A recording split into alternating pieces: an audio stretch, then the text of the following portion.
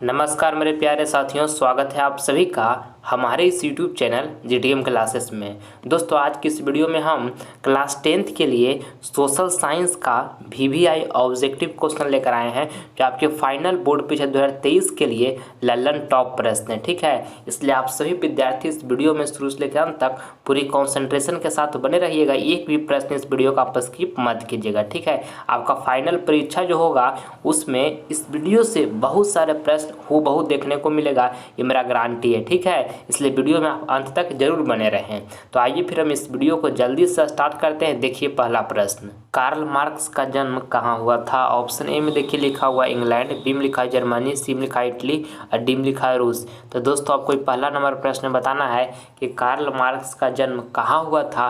तो जर्मनी में हुआ था, आपको इसको याद रखना है। ऑप्शन नंबर यहाँ पर बी जो होगा बिल्कुल आपका करेक्ट आंसर हो जाएगा। ठीक है, आपको इसको ध्यान में रखना है। चलिए अगला प्रश्न अब हम देखते हैं।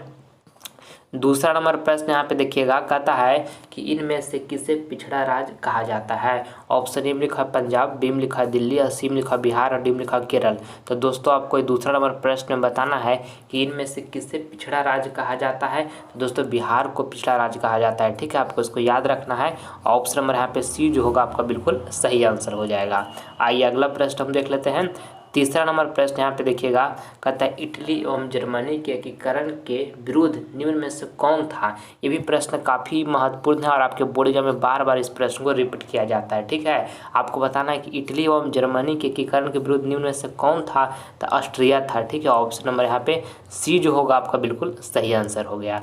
आइए नेक्स्ट प्रश्न हम देख लेते हैं। चौथा नंबर देखिएगा, कहता है कि संघ सरकार ब्रैकेट में लिखा है राज्य का उदाहरण है। तो ऑप्शन ए में लिखा है अमेरिका, बी में लिखा है चीन, सी में लिखा है ब्रिटेन और डी में लिखा है इनमें से कोई नहीं। तो दोस्तों, आपको चौथा नंबर प्रश्न बताना है कि संघ सरकार का उदाहरण है तो अमेरिका है। ठीक है, ऑप्शन नंबर यहाँ पे ए जो होगा आपका बिल्कुल सही आंसर हो जाएगा। आपको इसको याद रखना है। ठीक है, चलिए आगे बढ़ जाते हैं हम पाँचवा नंबर प्रश्न की ओर। कहता है कोयला किस प्रकार का संसाधन है? ऑप्शन ए में लिखा हुआ है अनवीकरणीय, बी में लिखा हुआ है नवीकरणीय, सी में लिखा है जैव और डी में लिखा है अजैव। तो दोस्तों, आपको पाँचवा नंबर प्रश्न में बताना है कि कोयला किस प्रकार का संसाधन है। तो अनवीकरणीय संसाधन है। ठीक है, ऑप्शन नंबर यहाँ पे ए जो होगा ना बाबू आपका बिल्कुल सही आंसर हो जाएगा। आप इसको ध्यान में रखिएगा। ठीक है, चलिए आगे बढ़ते हैं अब हम। छठा नंबर कहता है कि जर्मनी के एकीकरण के लिए कौन उत्तरदायी था? दोस्तों, अति महत्वपूर्ण प्रश्न है, आपके फाइनल बोर्ड परीक्षा के लिए वेरी इंपॉर्टेंट है। आपको बताना है इस प्रश्न में कि जर्मनी के एकीकरण के लिए कौन उत्तरदायी था। तो बिस्मार्क था। ठीक है, ऑप्शन नंबर यहाँ पे बी जो होगा हमारा बिल्कुल सही आंसर हो जाएगा, बिस्मार्क। ठीक है, चलिए आगे बढ़ जाते हैं अब हम। देखिएगा सातवां नंबर प्रश्न कहता है कि सर्वोत्तम कोयले का प्रकार कौन सा है? आपको बताना है कि सर्वोत्तम कोयले का प्रकार कौन सा है। तो एंथ्रासाइट है, आपको इसको याद रखिएगा। ठीक, देखिए जब कहेगा कि सबसे घटिया किस्म का कोयला कौन है तो पीट है, ये भी आपको ध्यान में रखना है। ठीक, चलिए अगला प्रश्न देखते हैं। और मेरे प्यारे साथियों, आप सभी विद्यार्थी इस वीडियो में शुरू से लेकर अंत तक जरूर बने रहिएगा।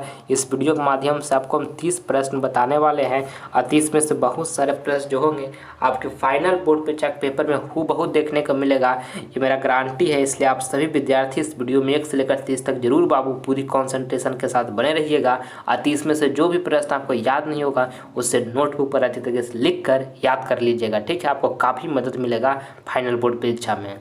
चलिए अगला प्रश्न हम देखते हैं। यहाँ पे 8 नंबर कहता है निम्नलिखित में से कौन केंद्र शासित प्रदेश है? ऑप्शन ए में लिखा हुआ है उत्तराखंड, बी में लिखा हुआ है चंडीगढ़, सी में लिखा हुआ है छत्तीसगढ़ और डी में लिखा हुआ है केरल। तो दोस्तों, आपको ये 8 नंबर प्रश्न बताना है कि निम्नलिखित में से कौन केंद्र शासित प्रदेश है। तो चंडीगढ़ जो है केंद्र शासित प्रदेश है। ऑप्शन नंबर यहाँ पे बी जो होगा आपका बिल्कुल सही आंसर हो जाएगा। ठीक है, चलिए अगला प्रश्न आप देखते हैं। 9 नंबर देखिएगा, कहता है कि काली मृदा का दूसरा नाम क्या है? ऑप्शन ए में देखिए लिखा है बलुई, बी में लिखा हुआ है यहाँ पर रेगुर और देखिए सी में लिखा हुआ है यहाँ पे साल और डी में लिखा है पर्वतीय। दोस्तों, आपको बताना है कि काली मृदा का दूसरा नाम क्या है। तो रेगुर मृदा नाम है। ठीक है, आपको इसको याद रखना है। ऑप्शन नंबर यहाँ पर बी जो होगा बिल्कुल सही आंसर हो जाएगा। ठीक है, चलिए अगला प्रश्न अब देखते हैं। देखिएगा 10वां नंबर प्रश्न काफ़ी शानदार प्रश्न है आपके बोर्ड एग्जाम के लिए। कहता है कि पंचायती राज व्यवस्था सर्वप्रथम किस राज्य में लागू किया गया? तो राजस्थान में लागू किया बाबू। इसको आपको अच्छी तरीके से याद रखिएगा, बहुत बार आपके बोर्ड एग्जाम में प्रश्न को पूछा जा चुका है। ठीक है, आइए अगला प्रश्न की ओर हम देखते हैं। देखिए 11 नंबर कहता है कि निम्न में से कौन उद्योग कृषि पर आधारित नहीं है? ऑप्शन ए में लिखा है सूती वस्त्र, बी में लिखा है सीमेंट, सी में लिखा है चीनी, या डी में लिखा है जूट वस्त्र। तो दोस्तों आपको 11 नंबर प्रश्न बताना है कि निम्न में से कौन उद्योग जो है कृषि पर आधारित नहीं है। तो देखिए सीमेंट उद्योग जो है ना बाबू, कृषि पर आधारित नहीं है। ऑप्शन नंबर यहाँ पर बी जो होगा आपका बिल्कुल सही आंसर हो जाएगा। ठीक है, चलिए अगला प्रश्न हम देख लेते हैं। हम कहता है कि निम्नलिखित में खरीफ फसल कौन है? आपको बताना है कि निम्नलिखित में खरीफ फसल कौन है। देखिए चावल जो है बाबू ये खरीफ फसल है, ठीक ना। ऑप्शन नंबर यहाँ पर बी जो होगा आपका बिल्कुल सही आंसर हो जाएगा। आपको इसको याद रखना है, ठीक है। देखिए गेहूं जो है ये रबी फसल है, सरसों भी दोस्तों रबी फसल है, अब मटर भी ये रबी फसल है, इसको आपको याद रखना है, ठीक है। चलिए अगला प्रश्न हम देखते हैं। 13 नंबर देखिए, कहता है कि देश के बांध को किसने भारत का मंदिर कहा था? दोस्तों अति महत्वपूर्ण प्रश्न है आपके फाइनल बोर्ड परीक्षा के लिए। आपको बताना है कि देश के बांधों को किसने भारत का मंदिर कहा था? तो पंडित नेहरू कहे थे। इसको आप अच्छी तरीके से याद रखना। ये भी प्रश्न बार बार रिपीट किया जाता है आपके बोर्ड एग्जाम में, ठीक है। ऑप्शन डी यहाँ पे सही आंसर हो गया।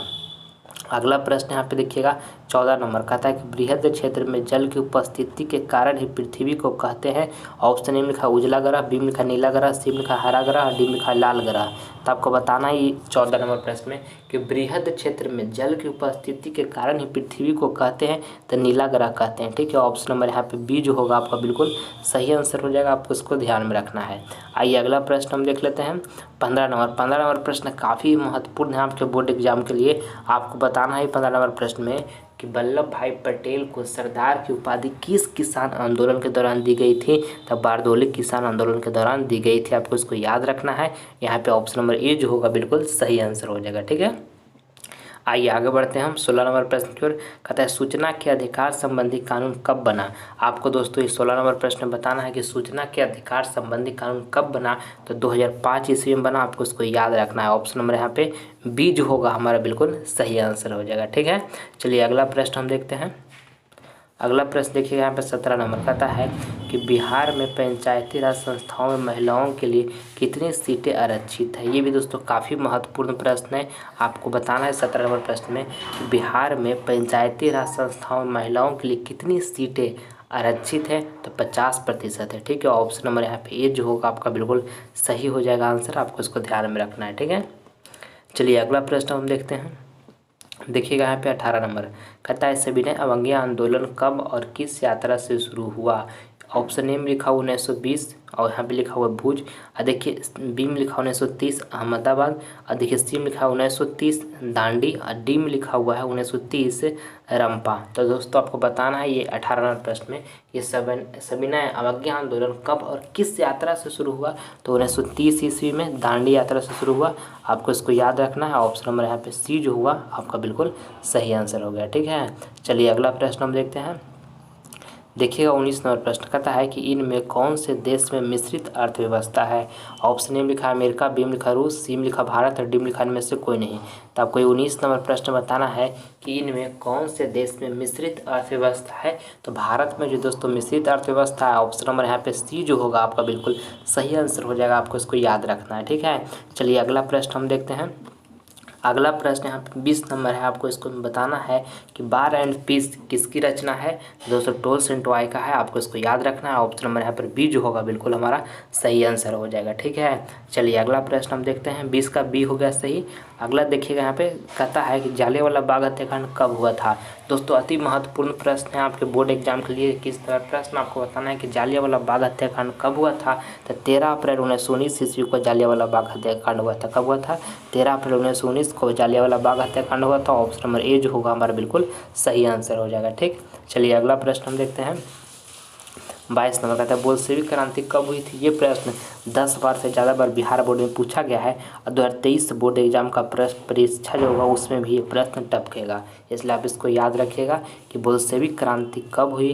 तो नवंबर 1917 ईस्वी हुआ। कब हुआ? नवंबर 1917 ईस्वी में बोल्शेविक क्रांति हुई। ऑप्शन नंबर बी यहाँ पर जो हुआ बिल्कुल हमारा सही आंसर हो गया, ठीक है। चलिए अगला प्रश्न हम देखते हैं। देखिएगा यहाँ पर 23 नंबर प्रश्न। मेरे प्यारे साथियों, अगर जो अभी तक आप सभी विद्यार्थी जीटीएम क्लासेस चैनल को सब्सक्राइब नहीं किए हैं तो जल्दी से कर लीजिए। इससे आपको फ़ायदा क्या होगा कि जब हम लाइव क्लास लेकर आएंगे तो इसका नोटिफिकेशन जो होगा सबसे पहले आपको मिलेगा। ठीक है, अब मन से पढ़ाई कीजिएगा। हर हालत में 480 प्लस मार्क्स फाइनल बोर्ड परीक्षा में प्राप्त करके जिस दिन रिजल्ट आएगा उस दिन माँ और पिता की आंखों में खुशी के आंसू इस तरह से टपकाइएगा। ठीक है, इस बात को हमेशा ध्यान में रखिएगा कि माता पिता आपको बहुत उम्मीद से पाल पोस कर बड़ा किए हैं और आपका कर्तव्य बनता है कि इस दुनिया में, इस दुनिया की महफिल में उनका नाम को आप रोशन करें। ठीक है, और इस कर्तव्य को सारे विद्यार्थी सहानुभूति के साथ जीवन में निभाइए बाबू, और जीवन को सफल बनाइए। ठीक है, चलिए देखिएगा 23 नंबर प्रश्न कहता है कि सुनामी का प्रमुख कारण क्या है। दोस्तों अति महत्वपूर्ण प्रश्न है और ये प्रश्न भी बार बार आपके बोर्ड एग्जाम में पूछे जाते हैं। आपको 23 नंबर प्रश्न बताना है कि सुनामी का जो प्रमुख कारण है वो क्या है। तो समुद्र में भूकंप का आना। ठीक है, ऑप्शन नंबर यहाँ पे ए जो होगा बिल्कुल हमारा सही आंसर हो जाएगा। ठीक है, अगला प्रश्न यहाँ पे देखिएगा 24 नंबर कहता है कि संघ राज्य की विशेषता नहीं है, आपको बताना है। ऑप्शन नंबर यहाँ पर 24 नंबर प्रश्न में कि संघ राज्य की विशेषता नहीं है।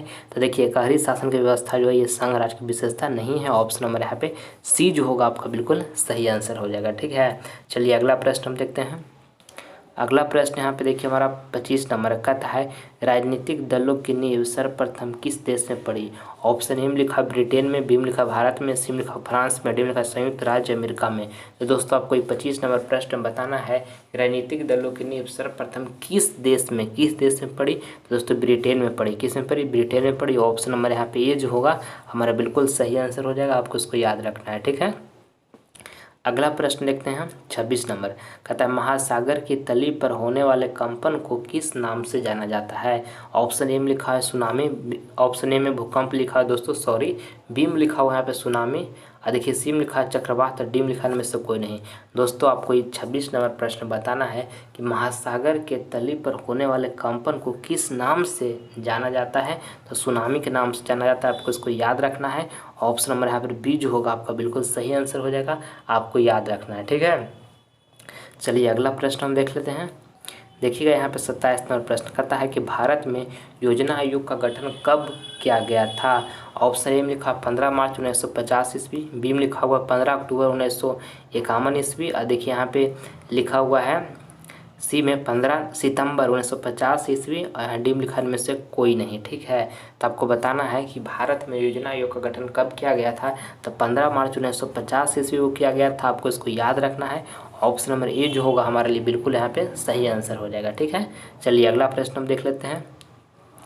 देखिए यहाँ पे 28 नंबर प्रश्न कहता है कि किस फसल को उजला सोना कहा जाता है। ऑप्शन ए में लिखा गन्ना, बी में लिखा कपास, सी में लिखा जूट, और यहाँ देखिए डी में लिखा हुआ है चाय। तो दोस्तों आपको ये 28 नंबर प्रश्न बताना है कि किस फसल को उजला सोना कहा जाता है।